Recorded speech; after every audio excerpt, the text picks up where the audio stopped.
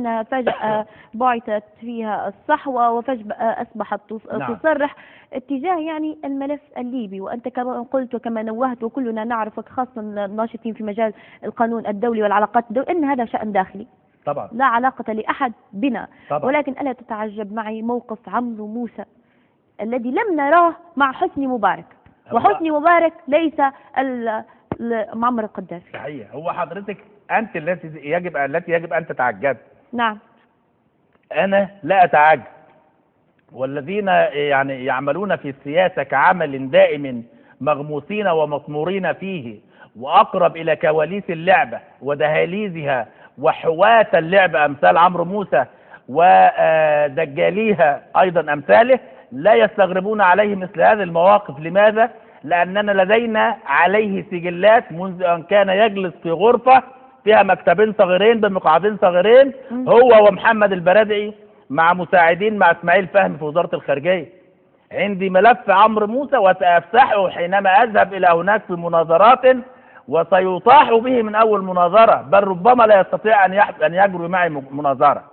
فعمرو موسى خذي عندك مواقف، ولدي مواقف يا سيد عمرو مصورة فيديو. عمرو موسى كان في بيت جلال طالبان، فاكر يا عمرو؟ كان في بيت جلال طالبان في العراق. نعم. وبين بيت جلال طالبان في العراق 6 كيلو يودوك يا عمرو وأنت تعلم إلى ما يسمى سجن الجدرية. تمام؟ نعم. وكان موجود في منطقة يا أستاذ اسمها المسبح. فصديق عزيز صحفي كبير قال له يا عمرو بيه 5 كيلو بالظبط أو أقل ونذهب إلى سجن غير تقليدي، ولا ما تقوليش جوانتانامو. نعم. ولا بالمارش، ولا سجن رهيب مسجون فيه ناس مسلمين وبسطاء وعرب ومساكين وبسطاء دونما ذنب أو جريرة أو أوراق. إذا كان ذلك العمر باحثا عن قضية وقومي ووطني ومؤمن وأمين على جامعة الدول العربية يسيب الغدا ويسيب الهدايا ويذهب إلى ذلك. ما تدري ماذا قال له؟ ومسجل يا أستاذ عمرو وسأعلنه حينما يأتي صوت وصورة، وما أكثر تاريخك الأحمر الشفتشي.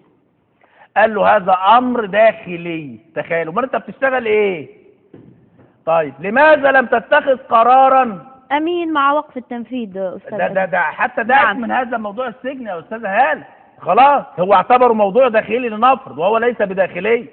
طب لماذا لم تتخذ مثل هذا القرار مع واحنا بنتضرب في ميدان التحرير وبيسقط مننا المئات؟ نعم.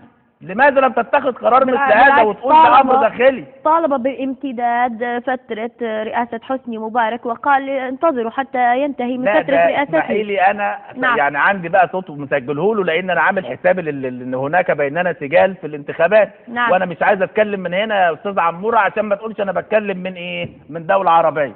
سآتي اليك في مصر ونتواجد.